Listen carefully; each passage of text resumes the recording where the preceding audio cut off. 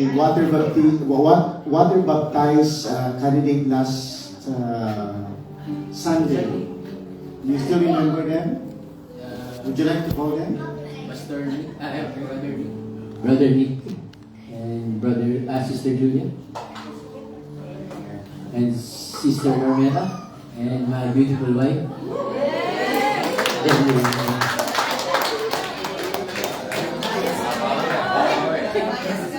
Beautiful wife.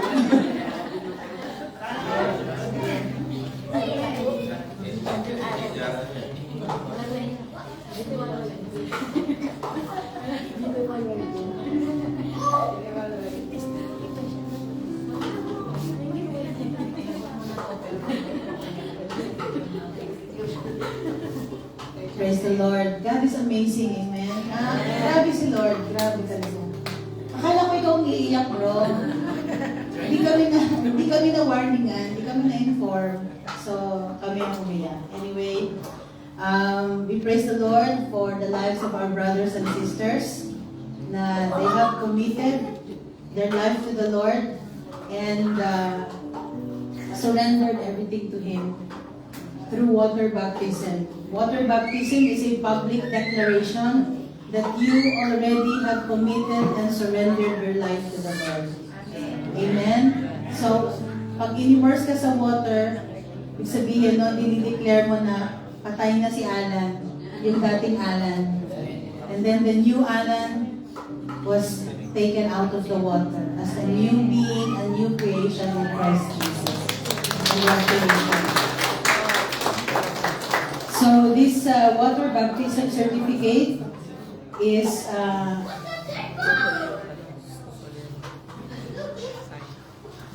being awarded to you. This is to certify that our candidates was baptized as a Christian believer in the name of the Father, of the Son, and of the Holy Spirit, according to God's Word. Jesus came and told His disciples, I have been given all authority in heaven and earth. Therefore go and make disciples of all nations, baptizing them in the name of the Father, and of the Son, and of the Holy Spirit. Teach these disciples to obey all the commands I have given you. And be sure of this, I am with you always, even to the end of the age. Given this 14th day of June, in the year of the Lord 2026, at the Gospel of Hope Family Christian Church, Muscat Sultanate of Oman, in cooperation with the Group of Christian Ministry Partners in the Philippines Incorporated, with your officiating minister, Pastor Jerry Flora Magday, and as we witnessed, Pastora Stella Ramos Cauton, we were the witness on that day, together with our associate pastor, Pastor Carlo Mar Paralag, and yours truly.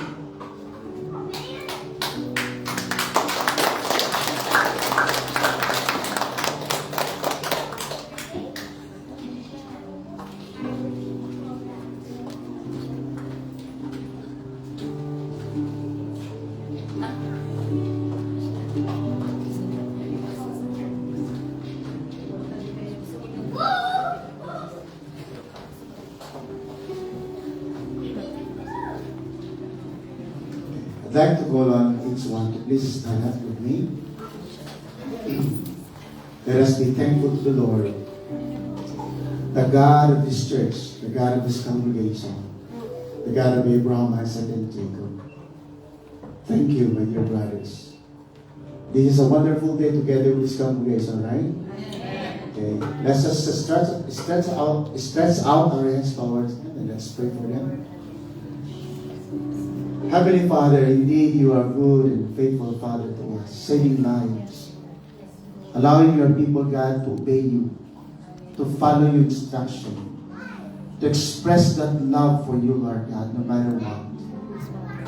Thank you for the opportunity, the privilege,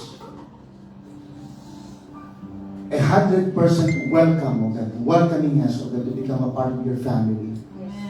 We thank you, Lord, for the life of Brother Alan, Jenny, Carmela, Sister Julia, and Brother Nick. I pray that you will extend, oh God, your hands, touch their lives, cover them with your precious blood, and walk with them, God, every day. May you allow their dreams, vision, oh God, and prayers being a reality, oh God, in their lives, Lord. And let the people around them, oh God, see that Christ and the light of Christ shining in them. And use them as the salt of the earth, light of the world. And so, Father, we pray and we ask to commission them, Lord God, as a representative of God of your presence and of your glory, and the power of the Lord Jesus Christ you have bestowed upon their lives. Thank you, Father. Use their lives, Lord, the best that you can, the best that they can, Lord God, to serve you, to apply, oh God, the learnings and all the things that you have planted in their hearts, Lord. Use this congregation as a blessing to them, and use each and every one of us to become a blessing to each one. Hallelujah. We give you praise, Lord. We give you honor for everything that you have done, Lord God, in this room. In Jesus' name. Amen. Amen. Amen. Thank you. Mga kapatid. Hallelujah.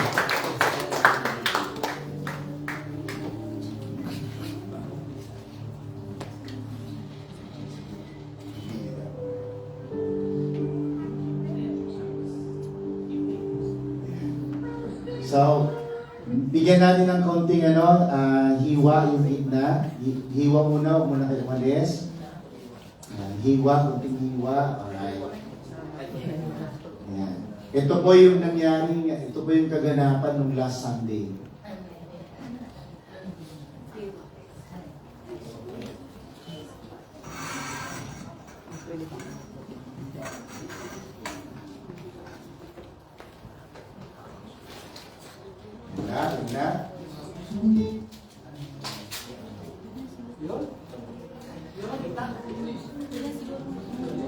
Wala. Sige, pwede na po umupo muna.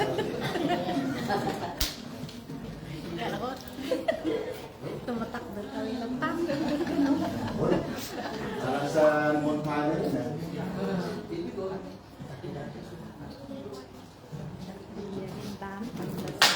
Oh, nagagalit ni Hanson. Yun, no? May sangkyan, may sangkyan.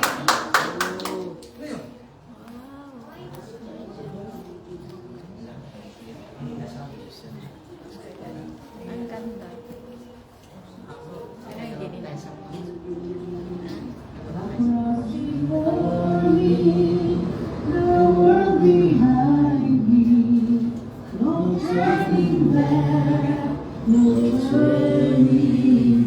Early morning po yan, early morning.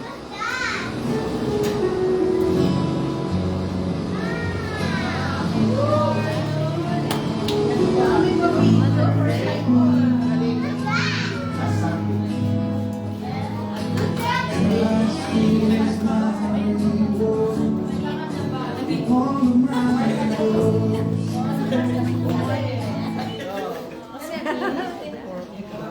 At 4 o'clock in the morning. Morning, Internet. Go, go, go.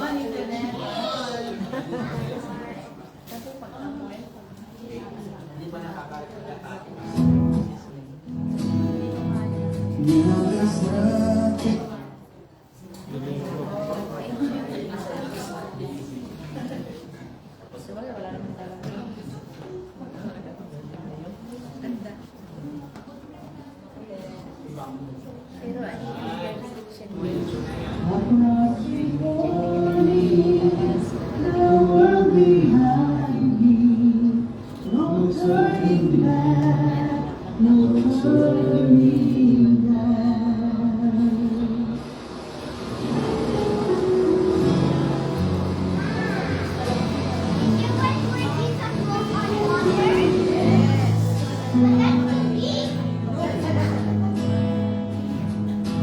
Christ is my reward in all of my devotion. Now there's nothing in this world Wala atrasan yan. ever satisfied. Ano naman?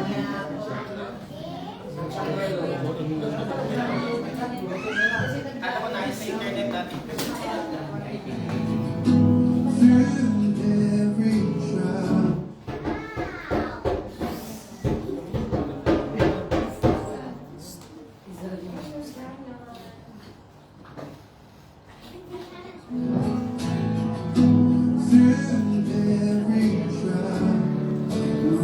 world will see no turning back. I'm Ang pinakamalagang naging kasamahan is to surrender everything. No turning back. So, karinig sa araw na ito,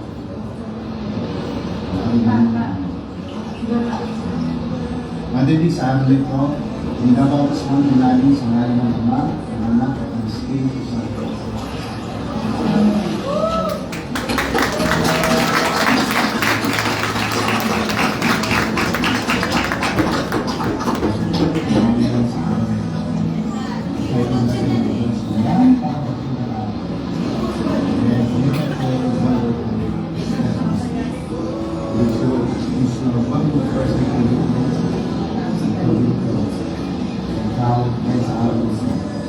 Nilalakas mo ng hangin sa ngalan ng Anak, ng Anak, at ng Espiritu Santo.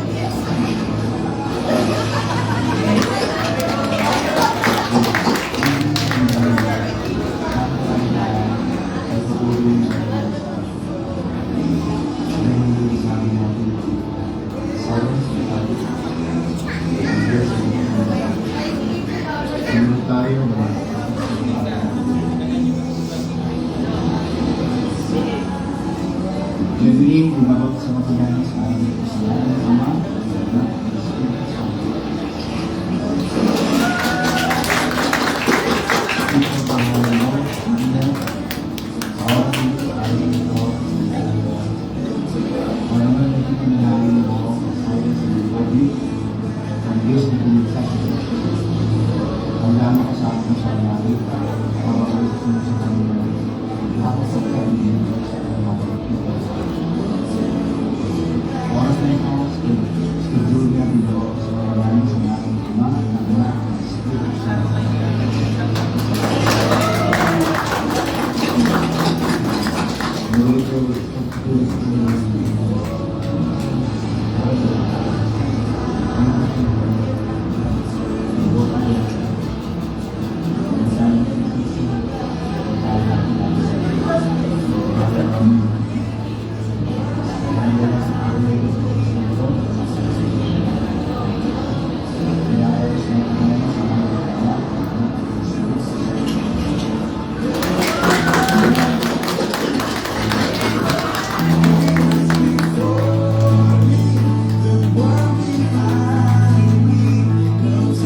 Congratulations.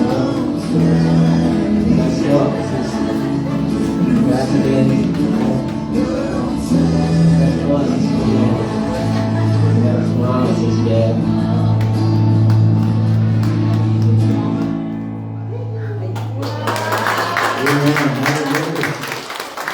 Alright, effort sa ni Pastor Carlo, ayun. Amen. So, yeah, thank you mga kapatid, mga puso, mga kapamilya. And today, we're so excited to listen, to hear, receive the blessings of God's Word. From the man of the hour, the messenger of the Lord, Brother John Kurt Rosales.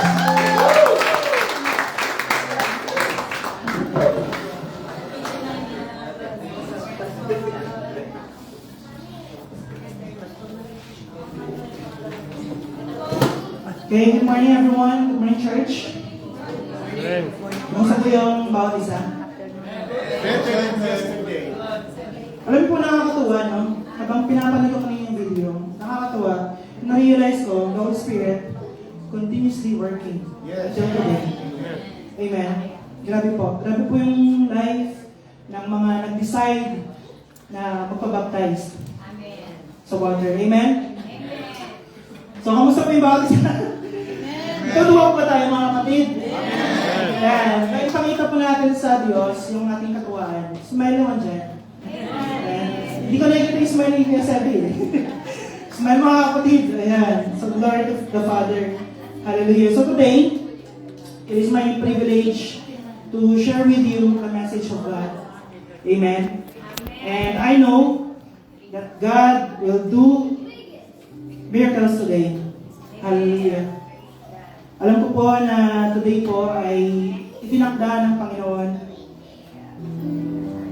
sabi ko nga, hindi po aksidente na dito tayo, right? Hindi po aksidente na na-invite ka. Amen?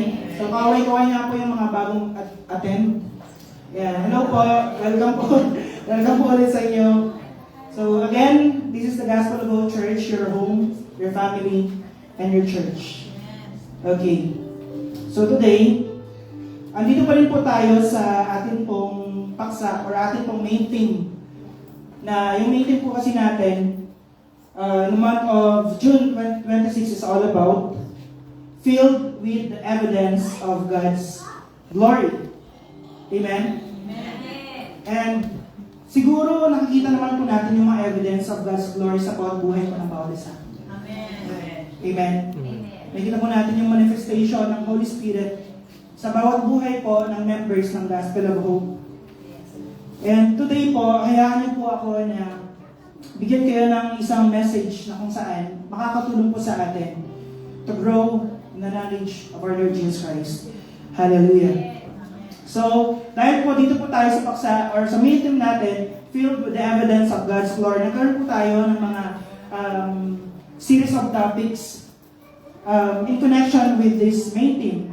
So last Friday or first Friday of the month of June, nakita po natin or pakinggan po natin yung message coming from Pastor Mel or Pastor Melchor, living as a visible witness of God's glory.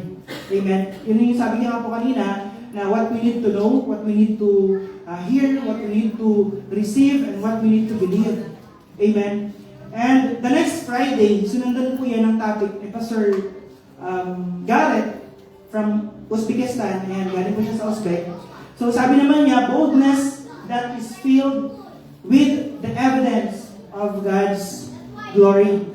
Amen. And marami po tayong takeaways last Friday. So today, this is my topic for us. Okay? So Spirit-filled life brings exponential change to the world we live in. Okay? And our key passage for today, as makita po natin sa Book of Acts. Again, ilang beses na po natin pinapakinggan or ilang beses na po natin sinastudy yung patungkol po sa Book of Acts. Okay? Kasi napaka-amazing talaga ng ginawa ng Panginoon dun sa time ng mga apostles and believers of the Lord Jesus Christ. Kung tutuisin po, kung babasahin po natin yung Book of Acts, napaka-amazing talaga. So yung key passage natin for today ay makita po natin sa Book of Acts chapter 1, verse 8. And I know na ito pong verse na ito ay familiar na sa atin. Okay? So, pwede po ba natin basahin mga kapatid? Pwede po ba tayong tumayo lahat? And let us read, okay, the key passage for today. Acts 1:8. Right? So, sige. Kung may mga Bible po kayo, hindi ko pala dyan na sama sa aking, presentation. Pastor Mel, andyan po yan sa medyo kalagitnaan ng presentation ko. Okay, if you have your Bible, can you open your Bible in the Book of Acts chapter 1, verse 8. Ay, andyan na. Okay. Okay, nasa baba yung baba. Okay, so let us read Book of Acts, chapter 1, verse 8. But you shall receive power when the Holy Spirit of God. Ask your Holy Spirit. Ask your Holy Spirit, Lord, to open our eyes to see your goodness and faithfulness in our lives, O God. We ask your Holy Spirit to open our ears, Lord, to hear your message today, Panginoon. To hear your audible voice, O God. And we ask your Holy Spirit to open our heart to understand your message, Panginoon. Lord, we thank you for today, O God. Nakasama po namin ang iyong banal na Espiritu, Panginoon. Andito po yung presensya mo, O Diyos, from the beginning of this Friday morning service, Lord, until now. Thank you, Lord, that you are so good sa bawat isa po sa buhay namin, Panginoon. And Lord, ang lahat po na ito, O Diyos, ay binabalik po namin. In Jesus' name we pray. Amen. Okay? Pwede na tayo po, mga kapatid. So ngayon, bago natin maintindihan yung the Book of Acts chapter 1, we need first to understand that God is so faithful sa lahat ng kanyang mga pangako. Amen? Do you believe that? God is still faithful sa kanyang mga pangako or promise sa atin.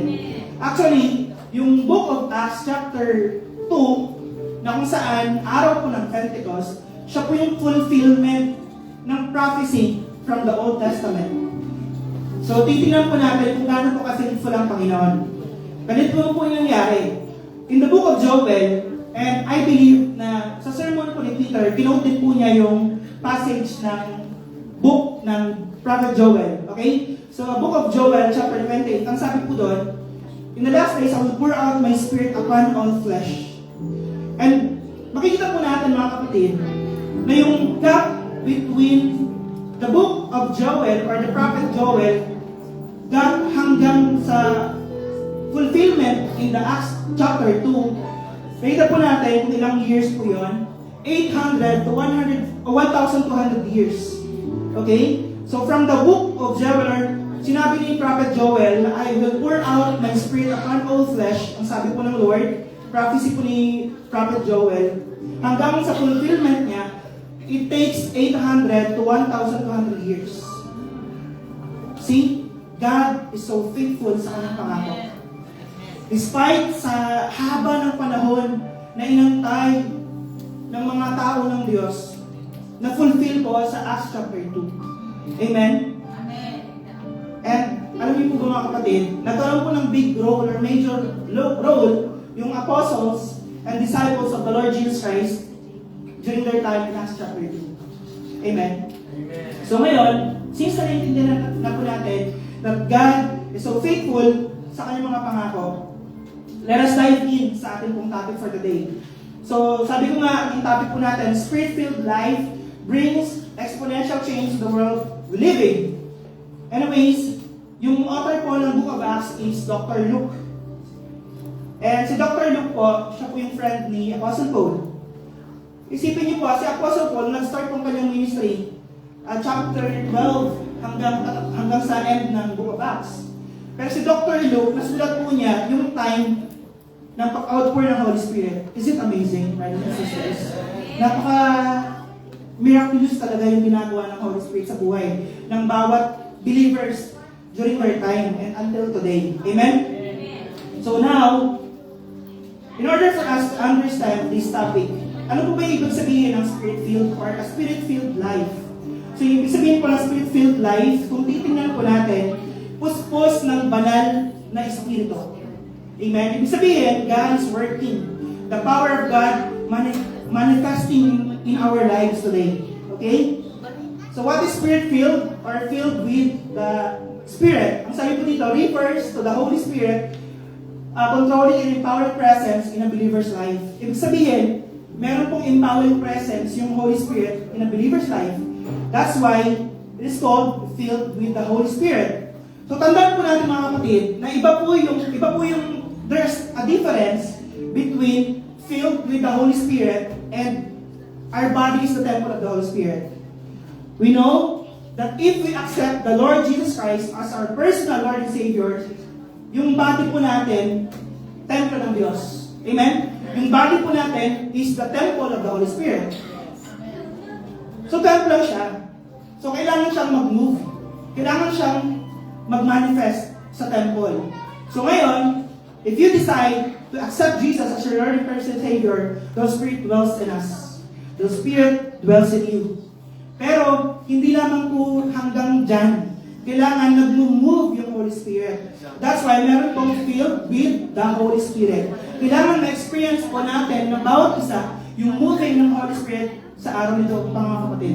Amen? So now, next. It is an ongoing submission to God's influence rather than yielding to sin. Alam po mga kapatid, yung filled with the Holy Spirit kasi we are living a life that is Spirit-filled. Kailangan, meron tayong ongoing submission. Continuous po yung submission natin sa Lord. Hindi po dapat na, like for example, every Friday lang tayo, no? Every Friday lang tayo nakakaramdam ng pagkilos ng Panginoon. No. Kailangan every day of our lives, we need to submit to the Lord. We need to submit to the manifestation of the Lord in our lives. Okay? And, ano po ibig sabihin ng Spirit-filled or filled with the Holy Spirit? This enablement produces visible result. Meron siyang visible result. Amen? And we're talking about evidence of God's glory. Amen? Meron siyang ebidensya. Meron siyang result. Like boldness, sabi po ni Pastor Garrett last Friday, we have boldness. The Holy Spirit gives us boldness. The empowerment of the Holy Spirit make us bold. Amen? So meron siyang boldness, merong holiness, merong worship. Okay? Next po, pag sinabi po natin exponential, I choose the word exponential dahil yung description po niya is akma doon sa nangyari sa Book of Acts. Okay? So when we see the word exponential, I believe meron pong mga math teachers dito, mathematics. Teacher sa math, meron po. Actually, yung exponential po ay mathematical term na ginagamit sa mga businesses. Like for example, yung isang business ay nag-boom or nag-bloom etong month, tawag doon exponential growth.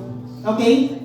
So the word exponential po, ang ibig sabihin po niyan, according po kay Mama Miriam Webster, exponential is defined as extremely rapid increase. Okay? As in size or extent. So ibig sabihin, extremely rapid increase, biglang paglago. Okay, like a business, di ba? Pag nag-put up tayo ng business, tapos biglang lumago, tawag doon exponential growth ng business. Okay? So mababasa po natin sa Book of Acts, nagkaroon po sila ng exponential growth, exponential change. Okay? So exponential change in biblical definition. Ano po ba yung sabihin ng exponential in the Bible? Refers to theological concept of divinely accelerated growth or supernatural multiplication. Remember mga kapatid, ang Diyos po, yes, nag-a-add siya, but He prefer multiplication. Amen? Mas gusto po niya yung multiplication. Amen? Kasi addition is 1 plus 1 equals 11. 2. Di ba? Add natin yung 1, 2 siya. Okay? So, pero pag multiply kasi, yung sagot niya, mas madami. Amen? So, mas prefer ng Lord yung multiplication or supernatural multiplication. Now, the early church began with roughly 120 believers. Ito na po, yung nangyari kung bakit nagkaroon po sila ng exponential growth or exponential change. Ngayon, the early church, or yung belong po sa 120, or I believe na Acts 1:15, altogether 120 po sila. Kasama na po doon yung 12 apostles of Christ, Mary, the mother of Jesus, and his brothers, and also other believers and followers of the Lord Jesus Christ. So total, doon po sa upper room ng Jerusalem ay 120. So the early church began with roughly 120 believers only in the upper room and exponentially expanded to thousands of followers within just few weeks of Pentecost. Is it amazing, brothers and sisters? Few weeks of Pentecost. So, ibig sabihin, sa isang linggo ng Pentecost, they expanded exponentially. Grabe yung ginagawa ng Holy Spirit sa panahon nila. Amen? And now, ito pa meron pa akong ginawang chart para mas maintindihan natin yung exponential change. Ngayon, nakikita po natin dito, meron pa ba itong laser? Nakikita po natin dito, exponential growth of the early church, Acts 2 and 4. So, makikita po natin, dito po sa Acts 1:15, kung nabasa po natin, yung chapter 1 ng Acts, andun po yung core, okay? The apostles and other disciples of the Lord Jesus Christ. Anyways, yung pagkakaiba po ng apostles and disciples of the Lord Jesus Christ, huwag po tayo ma-confuse. Kasi yung apostle po, sila po yung may authority talaga. Bakit? Na-witness po nila yung kapangyarihan ng ating Panginoon. Nakasama po nila mismo si Jesus Christ. Okay? And other believers of the Lord Jesus Christ na hindi naman po nila na-witness talaga, they are called disciples. Okay? So, tayo po, we are called disciples. Dahil hindi naman talaga natin nakita si Jesus Christ personally, but we believe in the Lord Jesus Christ. Okay? So, ito makikita po natin, yung core, 120 sila. Composed of 120 believers. Now, makikita po natin, in Acts 2:41, during the first sermon of the Apostle Peter, nagkaroon po ng exponential expand, or nagkaroon po ng exponential growth, exponential change. After the first sermon of Peter, Ilan po yung souls na nadagdag sa kanila? 3,000. Okay? First, a sermon of Peter. Si Peter po, wala po siyang background, hindi po siya umattend ng klase ng ACME. Si Peter po, fisherman, hindi po siya abogado. Lawyer, hindi po siya lawyer. Peter is a fisherman. Okay? And lahat po ng core ng 120 disciples, wala po sa kanilang mataas yung estado sa buhay. Wala po sa kanilang nakapagtapos ng pag-aaral. Ang iba po sa kanila, fishermen, laborers. Walang kontraktor. Pero grabe po yung ginawa ng Lord, exponential. Amen? Yung ginawa ng Lord sa 120 na to. In Acts chapter 2, 41, ito po yung end part ng sermon ni Peter, and 3,000 souls added to the church. Amen. Okay, ilang 120? 3,000. Napakadami. Kaya nga po tinatanong ko yung mga teacher dito. Math teacher. Mahirap po mag-calculate. Okay? So ito po, take note that ito po is week ng Pentecost. Next po, makita po natin sa Acts chapter 4, verse 4, during the time kung saan na-receive na po ng mga apostles yung Holy Spirit, and then Peter and John went to the temple to share the gospel of the Lord Jesus Christ. Then meron kasi doon sa temple gate, meron doon isang lame man. Actually, lame siya since birth. Then, dinadala lang siya ng kanyang kapag-anak or kapamilya doon sa temple gate para manghingi ng alms. Okay? And then, nakita po niya si Peter and John habang papasok po sa temple. Now, sabi niya, pahingi naman po ako ng limos. Sabi po ng layman. And then, sabi po ni Peter, silver and gold, I have none.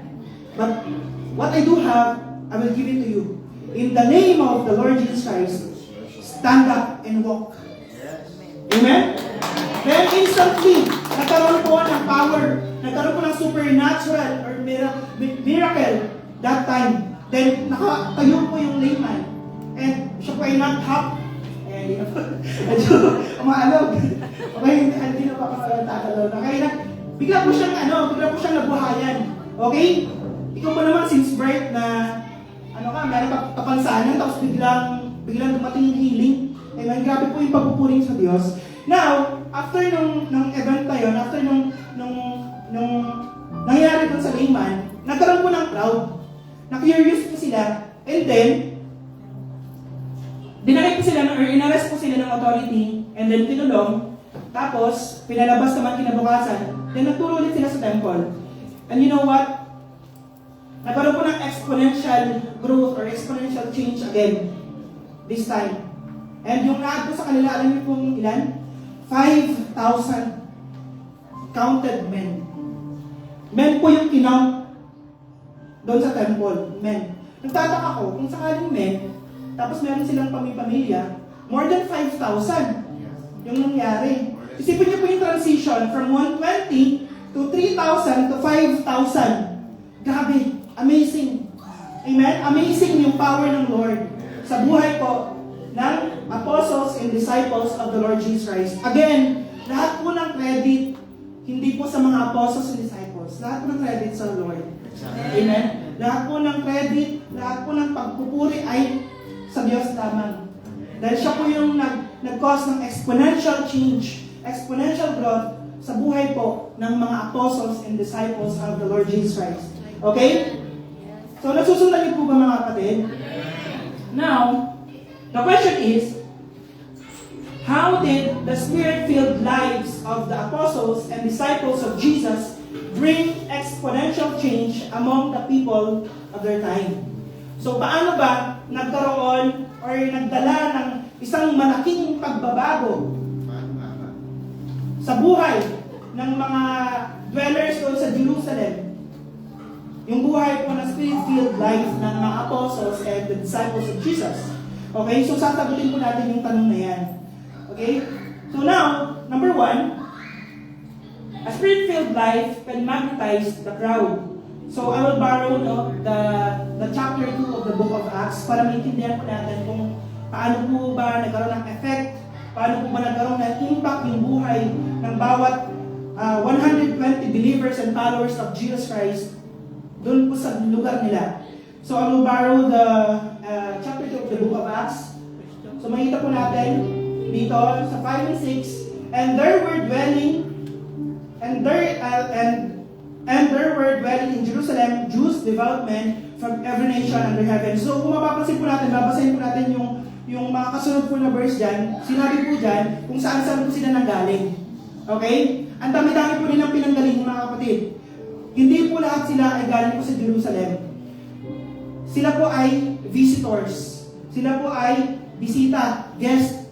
Kasi gusto po nilang umattend ng festival ng Pentecost. When we say Pentecost, the feast of the harvest. And yung Pentecost kasi, ginaganap siya after 50 days from the Passover. Okay? So curious yung mga tao. Iba-iba po yung mga tao that time. Dwellers dito po sa Jerusalem. And when this sound occurred, the multitude came together and were confused because everyone heard them speak in his own language. So yung ginawa po ng mga dwellers or ng mga devout men doon po sa Jerusalem, nung nakita po nila or narinig po nila yung pangyayari doon sa outpouring ng Holy Spirit, doon po sa life ng 120 followers of the Lord Jesus Christ in the upper room in Jerusalem, na-curious po sila. Na-create po ng sense of curiosity. Okay? Na-create po yun ng sense of curiosity sa mga dwellers doon sa Jerusalem. Alright? Kaya po yung point natin, number 1, a spirit-filled life magnetizes the crowd. Okay? So when the 120 followers received the outpouring of the Holy Spirit, it immediately creates curiosity in the crowd in Jerusalem. They wanted to know what's going on to these Galilean people. Take note, lahat po ng 120 followers of the Lord Jesus Christ, including the 12 apostles, and Mary and his brothers, and other believers and followers of the Lord Jesus Christ, they are all Galileans. Pero, na-magnetize po nila yung crowd because they are spirit-filled. Pinuspos po sila ng Holy Spirit. Amen? So, meron po talagang ginagawa ang Holy Spirit sa buhay ng mga apostles. Okay? If we are filled with the Holy Spirit, brothers and sisters, the people around us get attracted.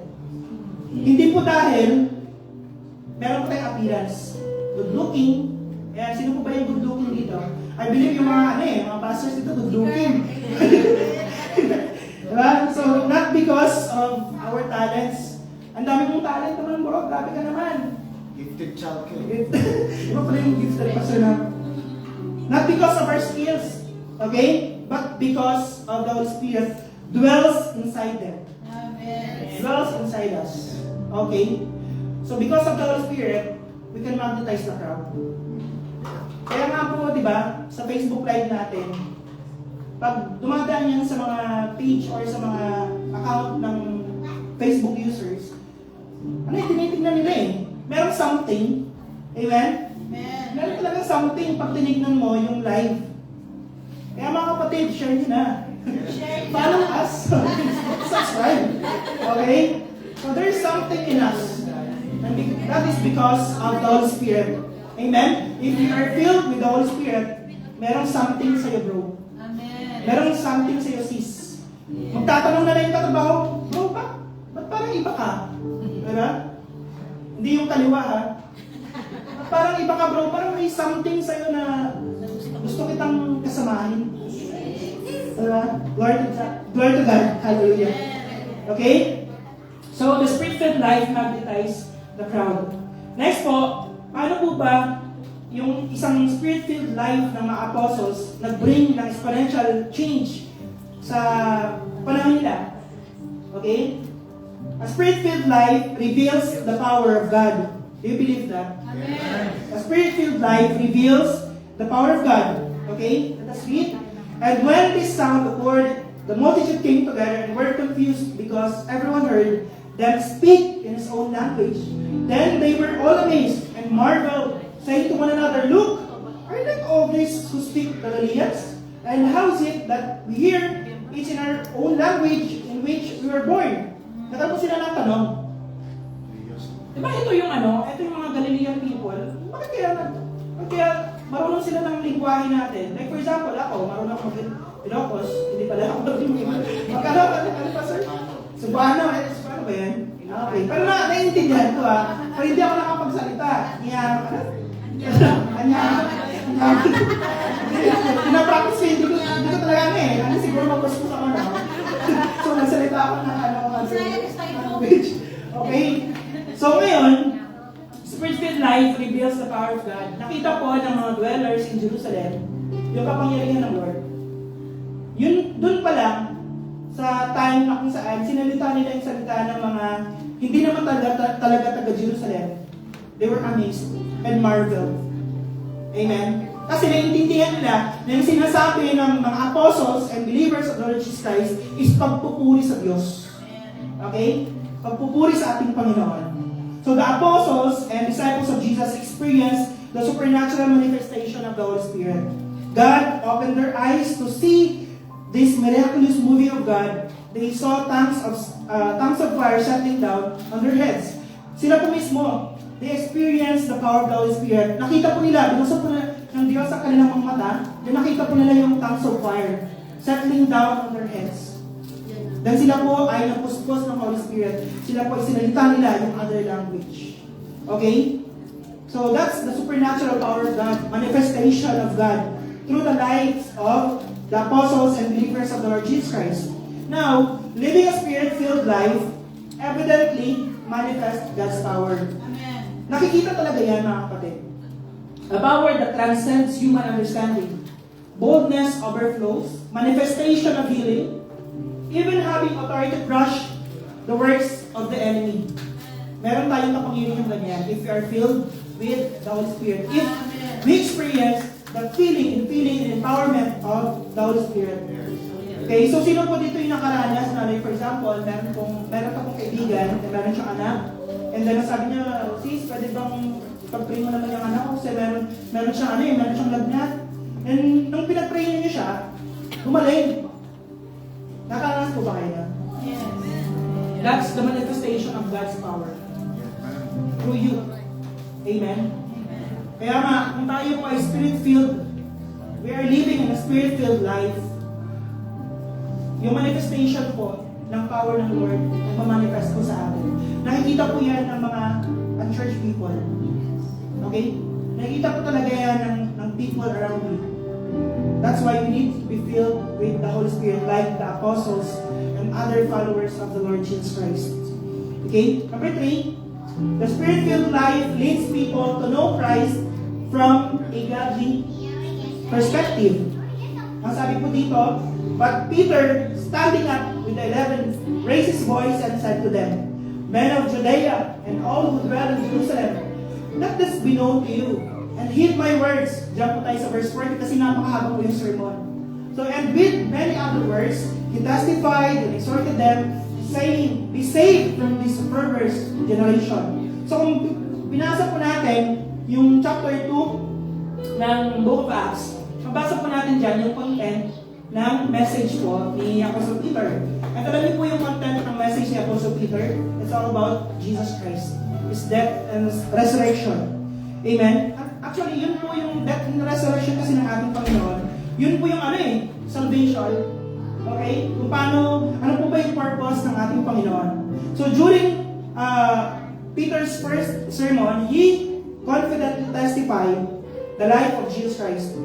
He breaks the false accusation concerning Jesus. Actually, mga kapatid, nung time po kasi na si Jesus po ay ipinako sa krus, siya po iniresto. Yung mga religious leaders that time, Sadducees, di ba, mga scribes, ganyan, nag-create sila ng false accusation kay Jesus. Now, yung ibang dwellers po sa Jerusalem, iba po yung pagkakilala nila kay Jesus. Okay? And other visitors, maybe some of them, hindi po nila kilala si Jesus talaga personally, narinig lang po nila yung mga haka-haka tungkol kay Jesus. Okay? So that's why, when Peter stood up and preached and testifies who Jesus is, he breaks false accusation concerning Jesus by revealing the truth about the true purpose of Jesus' death and resurrection. The result was astonishing. Amen? 3,000 souls got saved and were added to church. The next sermon of Peter was inside the temple. Okay? And another exponential growth happened another 5,000 accounted men added to the church. So there is power in the message of salvation, brothers and sisters. Kaya po, we urge everyone na aralin po natin mga kapatid, yung message of salvation. Kasi kung ikaw, naniwala ka sa message of salvation, maniniwala din naman yung tao na pagsasabihan mo ng message of salvation patungkol po kay Jesus. Kasi today, hindi naman po lahat ng tao ay kilala po si Jesus. Not all people know about Jesus. Okay? Maybe ibang Jesus yung kilala nila. Doon po sa amin, meron po dong Jesus yung pangalan. Pero po, hindi po siya. Oh, Jesus de la Cruz, di ba? Ginagamit na po yung pangalan ni Jesus sa mga tao ngayon. Ibang Jesus po yung alam nila. Ibang Jesus po yung kilala nila. Pero tayo po, God calls us to respond to His mission by sharing the good news of Jesus Christ with the people around us. Amen? As followers of Christ, we are entrusted with this message of salvation and are called to share it faithfully so that others may come to know Him and experience the hope and eternal life found in Him. Amen? We need to respond to this calling. We need to respond to this mission. Let us share Jesus sa ating mga kasamahan, sa friends po natin. Amen? Next po, Spirit-filled life. Consistently walk in obedience to God's will. Okay? So, ang sabi po dito, a Spirit-filled life consistently walk in obedience to God's will. So, patuloy po na lumalakad sa pagsunod sa ating Panginoon. Okay? Ang sabi po dito, and then, those who gladly received His word were baptized, and that day about 3,000 souls were added to them, and they continued steadfastly in apostles' doctrine, in fellowship, and in breaking of bread, and in prayers. Mamaya po, i-perform po natin, or gagawin po natin yung, breaking of bread. Pastor? Kasi third Friday na yan eh. So, experience po ng bawal sa yung breaking of bread natin. So, we continuously do kung ano po yung ginagawa ng mga apostles until today. Okay? Now, sabi po dito, okay, after receiving the Holy Spirit, they did not stop doing the will of God, but rather they continuously and consistently walk in obedience to the Lord. Okay? Doing God's will. Alam niyo po mga kapatid, yung ginagawa po ng mga early believers of the Lord Jesus Christ, they gathered together, assembled together. They prayed, breaking of bread. Amen? Nagpapatuloy po sila na ginagawa nila yung kalooban ng Diyos. Okay? So it is important for us that every day we submit ourselves to God. Amen. Letting the connection between us and the source of power continuously intact. Consistency in obedience is the key to have a Spirit-filled life. Amen. Kasi hindi naman po natin masabi na ikaw pa Spirit-filled kung yung prayer time mo ay hindi naman consistent. Okay? So every day we need to pray. Every day we need to read the Bible. Every day kailangan natin gawin yung mga bagay na pagustuhan ng Lord. Every day we share the gospel to others. Okay? So dyan po, yan po yung nagpapatunay na tayo pa Spirit-filled. Next po, a Spirit-filled life carries out the passion for the mission. So ang sabi dito, Acts 1:8, at po yung passage natin kanina, but you shall receive power when the Holy Spirit has come upon you, and you shall be witnesses to me in Jerusalem and all Judea and Samaria and to the end of the earth. So Jesus told His followers that they will become witnesses when they receive the Holy Spirit. Amen? Not only in Jerusalem. Tingnan niyo po, hindi naman po dito nalagay na tundok na after in Jerusalem. So hindi lang po yung mission nila is inside Jerusalem. Okay? The mission doesn't stop there. Jesus wants them to extend His ministry in neighboring areas. Ano po ba yung neighboring areas ng Jerusalem? Judea, Samaria. Okay? And to the end of the earth. So when I think about this verse or passage, naisip ko po na ito po palang mission na binigay sa kanila is lasting. Maybe siguro sa atin until now, di ba? Kapag nag-decide po tayo to do our part for this mission, at isa po itong lasting na ministry until the second coming of the Lord Jesus Christ. Okay? Hindi po pwede na pag tumanda na tayo sa hindi na po ako mag-share, Lord, ng salita mo kasi nakandahan na ako. Ugod-ugod na ako eh. May mga nakita pa akong videos, actually, mga testimony, na ang tatanda na nila, pero share pa rin sila ng Gospel of the Lord Jesus Christ. Ba, napaka-amazing talaga. So, if you want to be part of this mission, we need passion, mga kapatid. Amen. Okay? It's clear that this mission requires passion. A passion that God put in their heart, passion that pushed them to persevere for the sake of the ministry that Jesus entrusted to them. Until now, little by little, the ministry still continues, reaching out those places that the gospel of Jesus needs to be proclaimed. Okay? So, sino po dito yung nais mas, sa mga pastoral po, sino po dito yung nais masay dun sa mga tribe? Diba? Kasi, kailangan maabot ng gospel yung mga lugar na hindi talaga kaya abutin ng gospel. Okay? So, kailangan natin dito ay passion for this ministry, mga kapatid. Okay? So, alam niyo pa, let me give you an example, mga kapatid. Yung belong po sa 120 followers of the Lord Jesus Christ. Hindi, i-out po natin yung 12 apostles na. Isa po doon, yung si Matias. Ganyan yung Matias. Siya po yung pumalit kay Judas Iscariot. Okay, actually, dalawa po yung pinapilihan sa kanila eh. Matias and Joseph Barsabas. Okay, and then nangyari po sa chapter 1, nung kailan po kasi mabuo yung 12 apostles. So now, nagkaroon po sila ng draw lots. Okay? And yung napili po, God's will, si Matias. So yung buhay po ni Matias kasi, alam niyo mga kapatid, siya po ay part ng 120 or, okay? Part po siya ng 120 followers of the Lord Jesus Christ. So ang sabi dito, early Christian tradition states that Matias devoted the rest of his life to zealous missionary work. Kung babasahin po natin yung Bible, wala pong nakasabi doon patungkol kay Matias. Maliban na siya yung napili na maging kahariri or kapalit ni Judas Iscariot.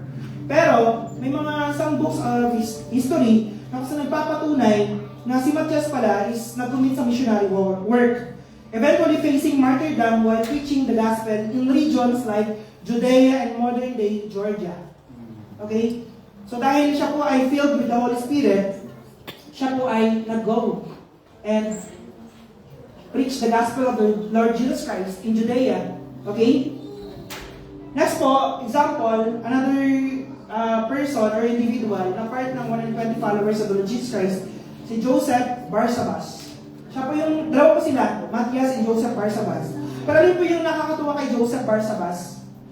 Kasi, siguro nag-i-expect siya na siyang mapili na maging kapalit ni Judas Iscariot na mabilong sa 12 apostles. Na hindi po siya napili, pero meron po siyang humility. Okay, hindi po siya nagalit, hindi po siya nagkaroon ng violent reaction, hindi po siya napili. Tinanggap po niya, pero ginamit pa rin po siya ng ating Panginoon. Amen? Ginamit po siya ng Lord. Why? Kasi si Joseph Barsabas, tinatawag po siyang Justus. Ibig sabihin, the just. Yung buhay po niya is just. Siya po ay tapat sa Panginoon. And ginagawa po niya, na-witness po niya yung ascension ni Jesus Christ, na-witness po niya yung kapangyarihan ng Holy Spirit, ang pouring of the Holy Spirit. And siya rin po ay nag-commit sa missionary work. Okay? Siya rin po ay nag-share ng gospel. Another example po, Mary, the mother of the Lord Jesus Christ. Ang pagkakilala po natin kay Mary, siya po yung mother ni Jesus and siya lang po yung present kasama po ni John nung time na si Jesus po ay na-crucified sa cross ng Calvary. Okay? Grabe po yung boldness ng Mary actually. Pero siya po, nakita din po niya, na-experience din po niya, na-witness po niya yung life ni Jesus. And siya po ay napuspos din ng banal na spirito. So siya rin po nag-commit sa missionary work. Okay? Helping and supporting the missionary work ng 120 for followers of the Lord Jesus Christ. At yung mga kapatid, kung yung mga tao or individual na sinabi ko sa is ginamit ng Lord to bring exponential change during their time, how much more tayo? Amen. Amen. God wants us to respond to His calling. God wants us to respond to this mission.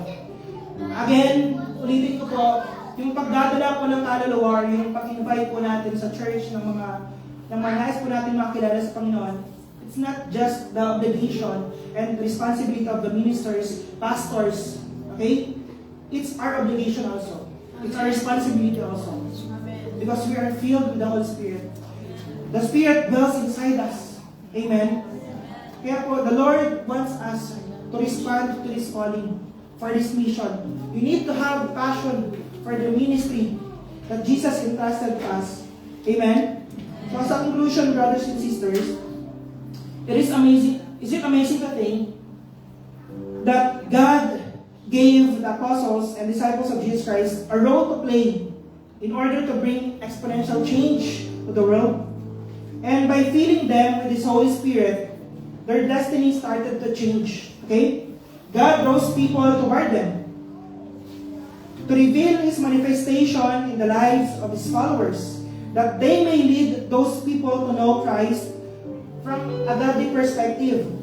Okay? And be added to the church those who gladly receive the truth about Jesus. They consistently walk in obedience to God's purpose so that their life can carry out the passion for the mission. Amen. So pwede po ba tayong tumayo mga kapatid? And to those who desire the feeling of the Holy Spirit right now and want to live a life that bring exponential change to the people around you, just come closer to God. Ask Him to fill you right now with His Spirit. Ask God to reignite your passion to proclaim the saving power of God and to share it with your family, friends, community, city, and even country. Amen. Kumapit po tayo sa Panginoon, mga kapatid.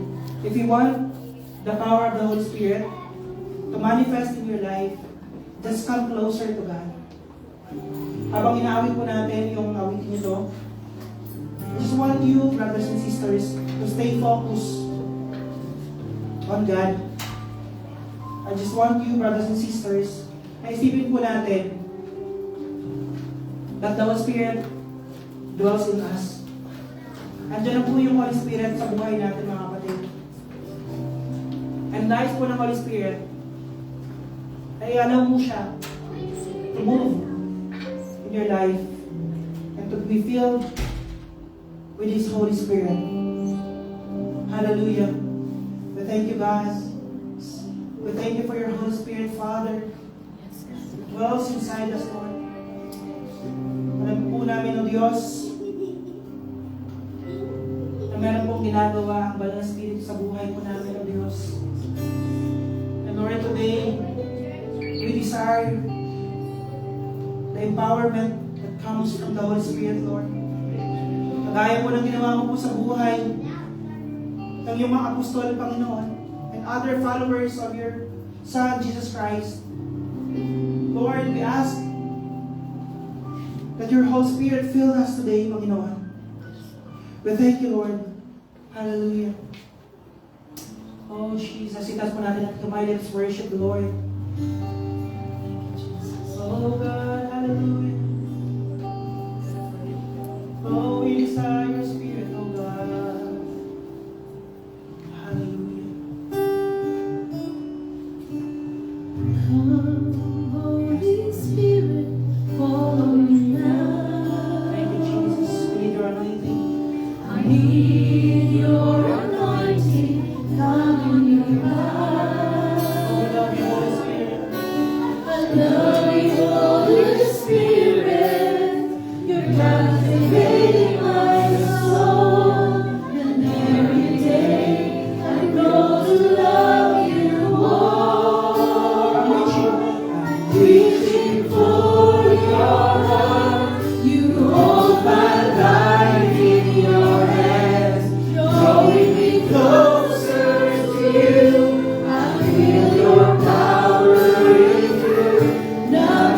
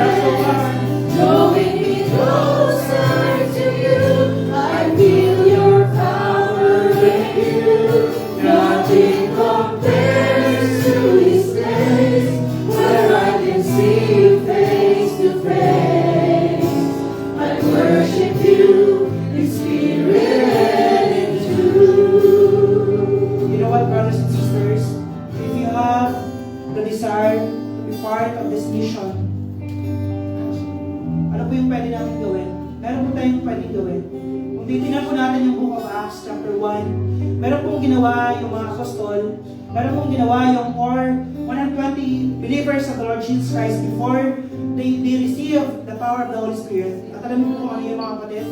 They receive the instruction of the Lord Jesus Christ. Amen?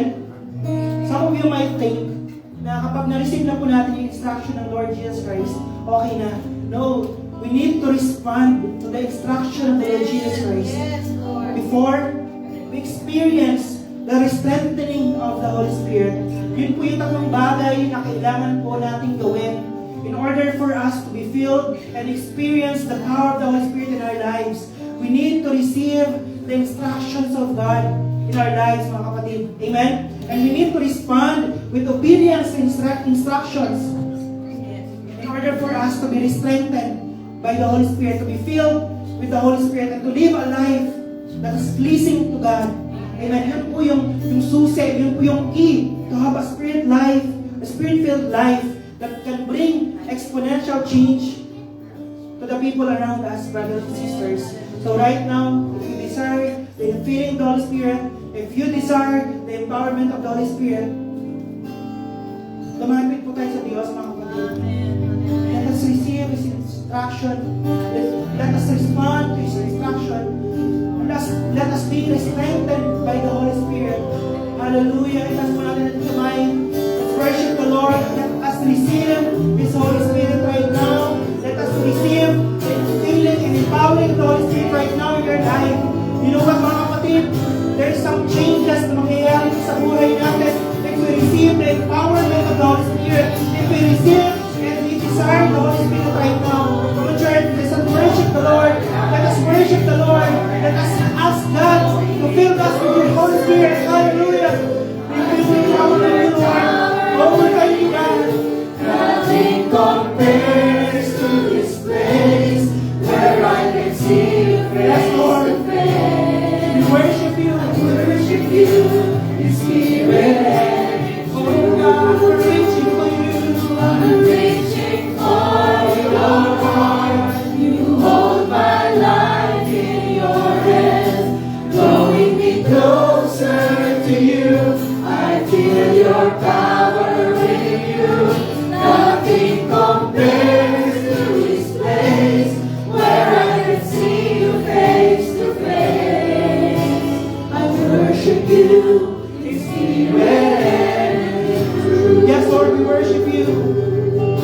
I worship you in spirit and in truth. Oh, we worship you, God.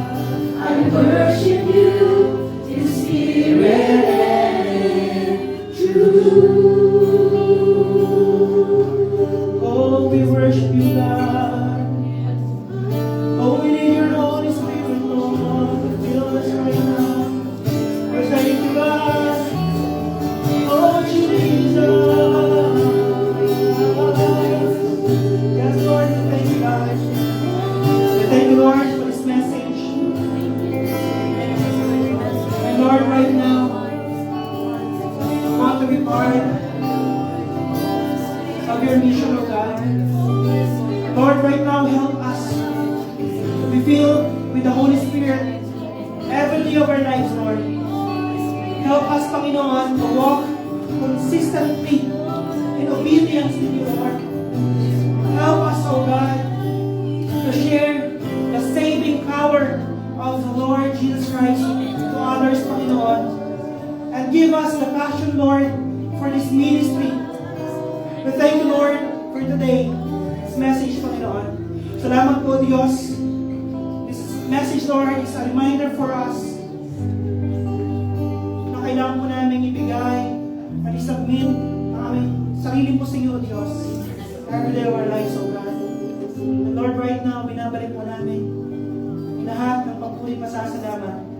In the mighty name of Jesus, we pray. Amen. Thank you, God.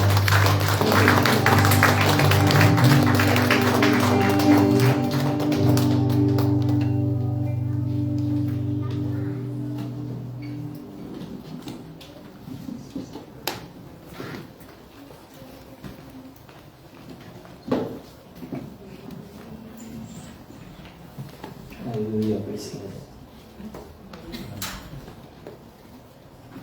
Mawalang galang na po, I would like to call the pastoral care team, Brad, to join me for the communion ceremony and the ashes also. Please join me, Sister Lily.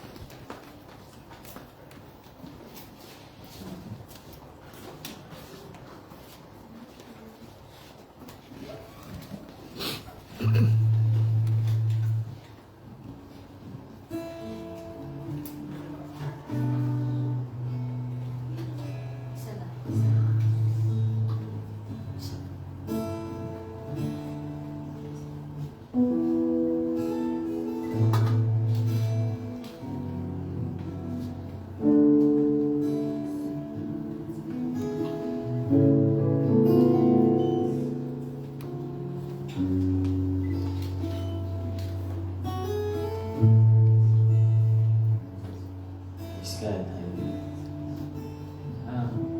Can we just stand up for a while? And let's take a moment of silence. Let's just examine ourselves, evaluate it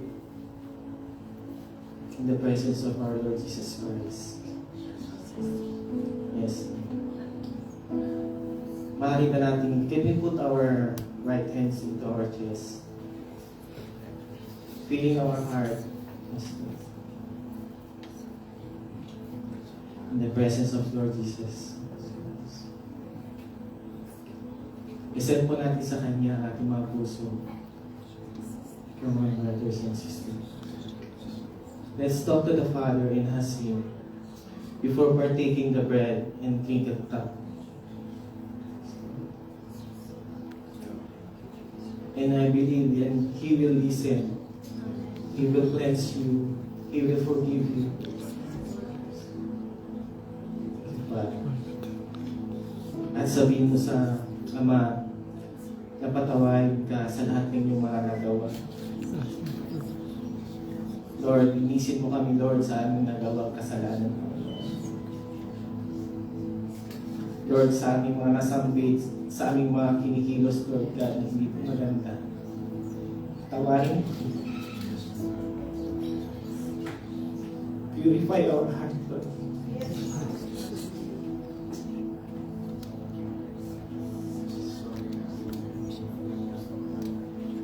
Yes, Lord. Brothers and sisters, mamusap po kayo at manalangin. Amen. Call upon your name. Lord, All the things that we've done wrong. Lord, yes, we acknowledge and recognizing you of your presence, Lord God. We don't deserve this, Father.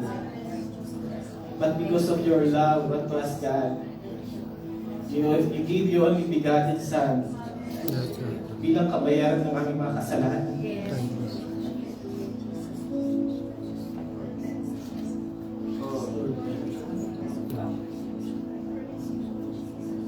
Samahan mo kami sa mga oras ito, Panginoon. We glorify you, Lord. We honor you, Lord God. In the mighty name of Jesus.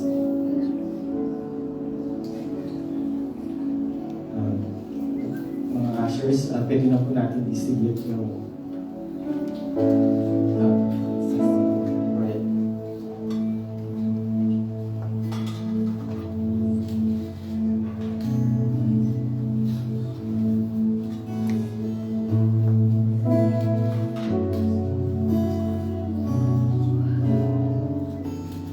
As we eat this bread, we worship you.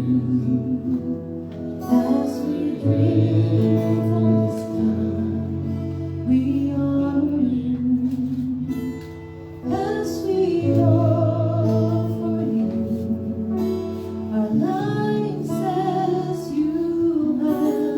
offered yourself for us.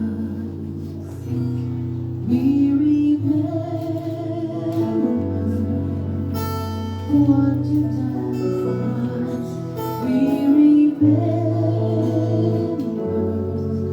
your sacrifice for us. We remember and worship you, O Lord.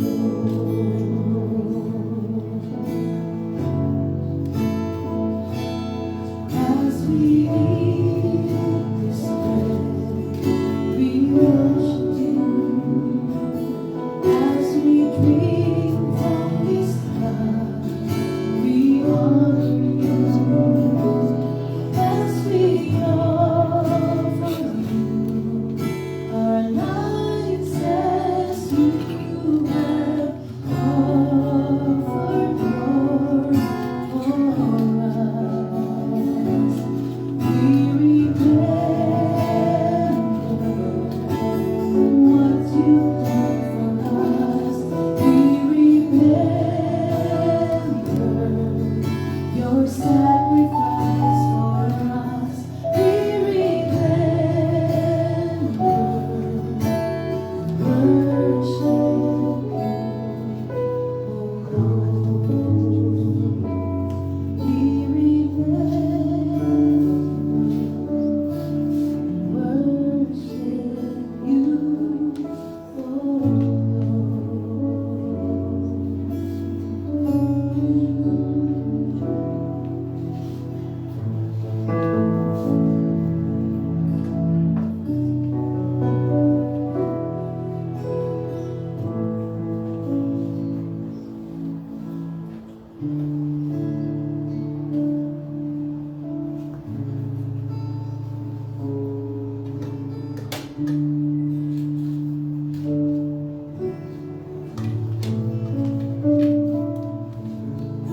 Hallelujah.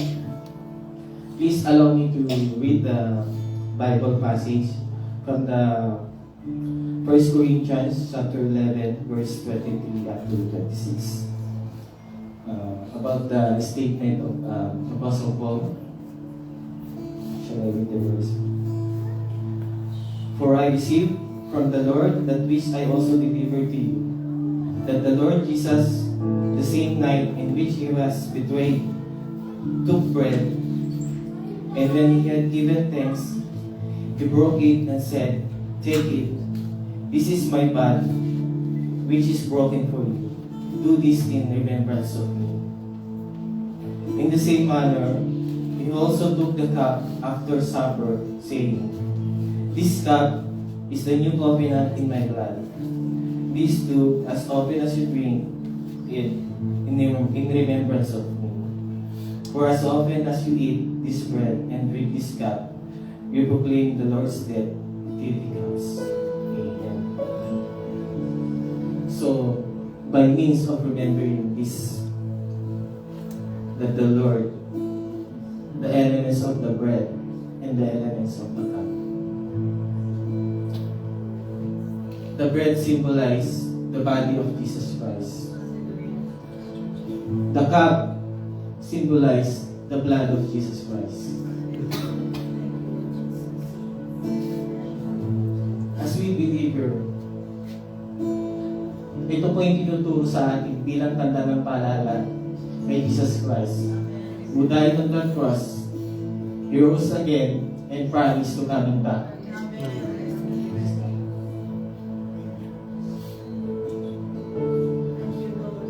This is sacred. Hindi po ito simpleng ceremony lamang. But this is the way of simply giving our respect, a due respect and reverence of the God who sent His Son. His name is Jesus Christ. So mga kapatid, let us remember that the Lord, for what God has done in our lives, His body has been sacrificed, died on the cross of Calvary for you and for me. His blood washed away our sins. And the new covenant in His blood. And you have been forgiven by the blood of Jesus.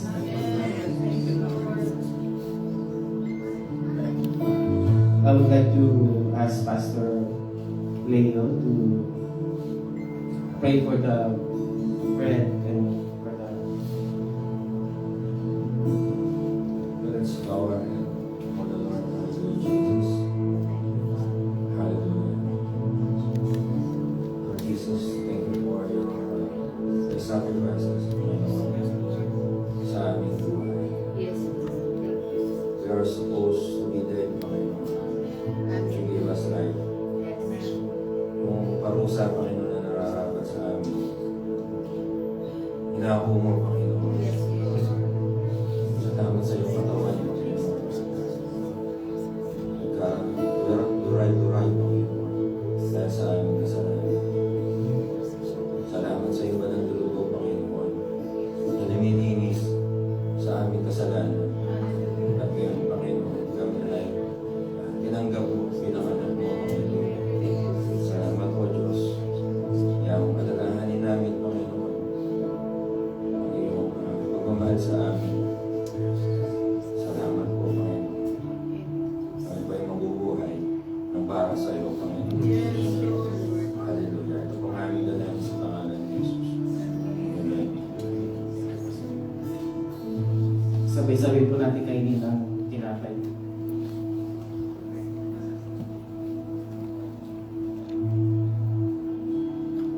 Sabay po natin iminom.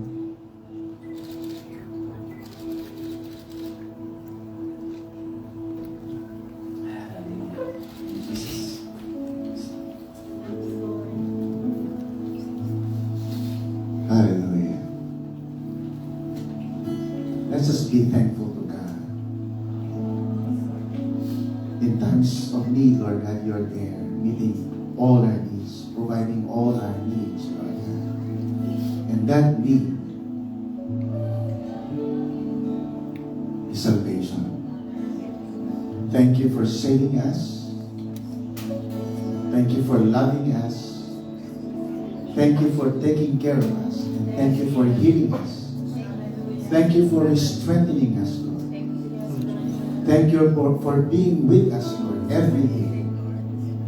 Kahit anong nangyayari pa sa aming pong mga buhay, sinasamahan mo kami. You're still there, Father, being our companion by means of sending your Holy Spirit to strengthen us, to keep on fighting for the best. And so God, we are so thankful for the privilege of becoming a part of your family, Lord God. And so today, Lord God, we offer to you our lives. We offer to you everything, Lord God, that we have, Lord God, in our lives. Lord, may you keep on watching over us, Lord God, day by day. May you continue, God, to touch our lives, Lord, preserve our lives, protect our lives, use our lives, Lord. And even the entire family, members of our loved ones, oh God, become a part of your family. And so send us, Lord. Send us, oh God, to preach your word. Send us, Lord God, to share your word, oh God. Thank you so much for what you have done. And help us, oh God, to walk with you every day. In Jesus' name. Amen. Amen. Palapakan natin ang Diyos. Hallelujah. Thank you, Lord Jesus. Thank you, Lord.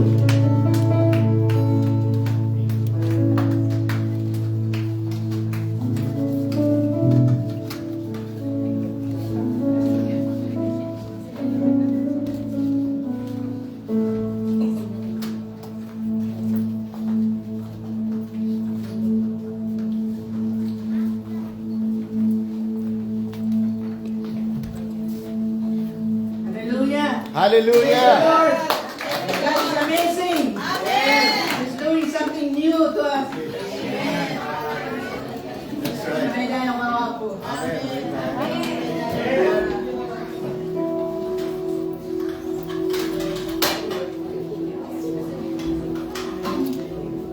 Prepare your envelope and give the best thing for the Lord.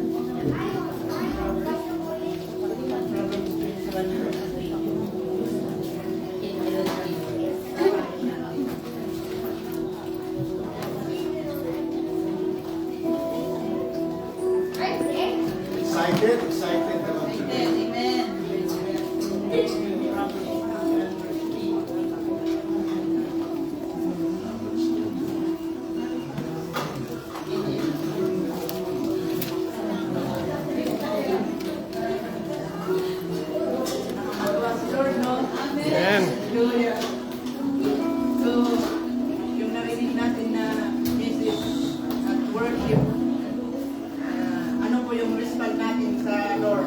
To honor Him in His name. Yes. Proverbs 21 verse 8. Ano ka? Proverbs?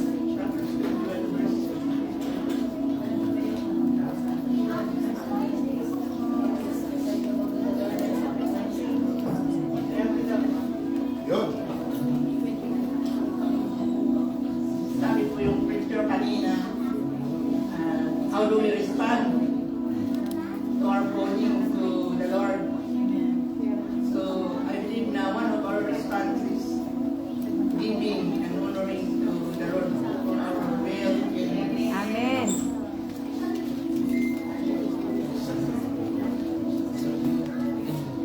Trabaho natin.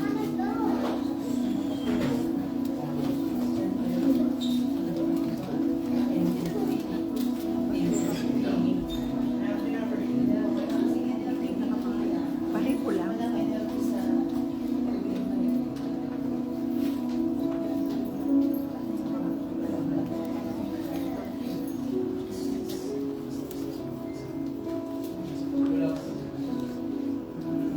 Sabi po sa Proverbs 21 verse 3, to do righteousness and justice is more acceptable to the Lord than sacrifice.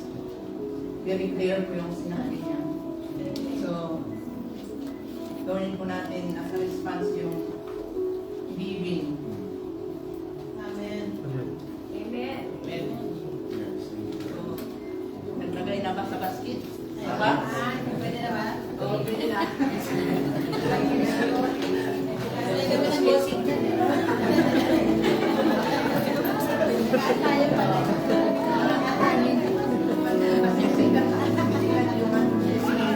Zion.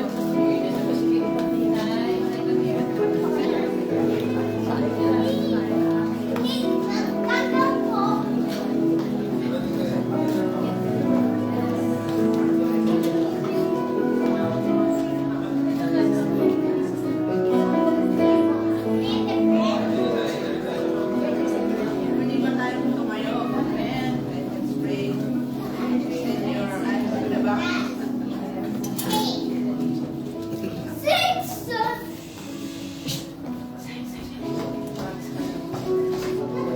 pray.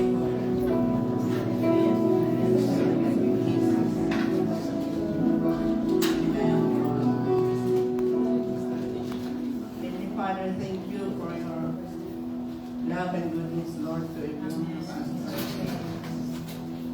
Thank you for you are the source of everything in our life, Lord.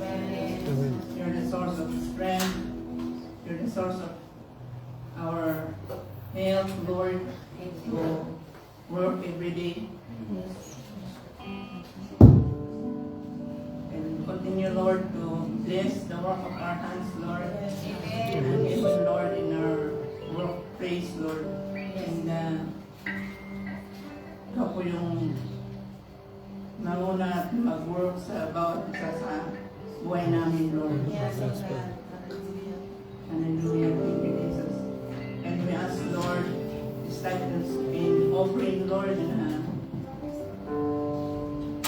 you bless it, Lord, multiply it for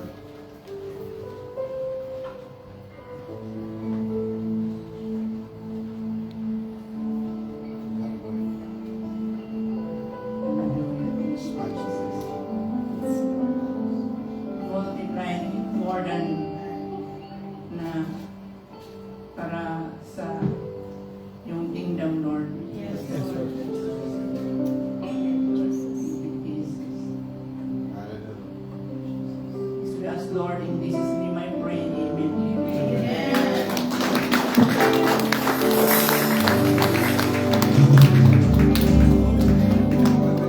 Alright, so we're going to be seated for a while. I would like to give you an update about what we're going to do next Friday. And I believe that some of you, mostly the majority, we are all informed that we will be celebrating our 10th year anniversary next Next Friday. Okay, our venue will not be here, but we will be conducting our celebration nearby the GUH Mission House. The name of the hotel is Citadines Hotel. Bigger than this, and because we would like to accommodate more people to come and join us to witness about the 10th year anniversary celebration. Amen? Okay, now we'd like to ask each of you na nag-order po ng mamahaling barong sa Pilipinas. Tanong ko lang po kung ipa-dry clean nyo na ba? Ipa, yung mga bolero nyo, bolera. Hindi pa, so before po Friday, iyan nyo na po, ipa-laundry nyo na, I mean, ipa-dry clean nyo na po.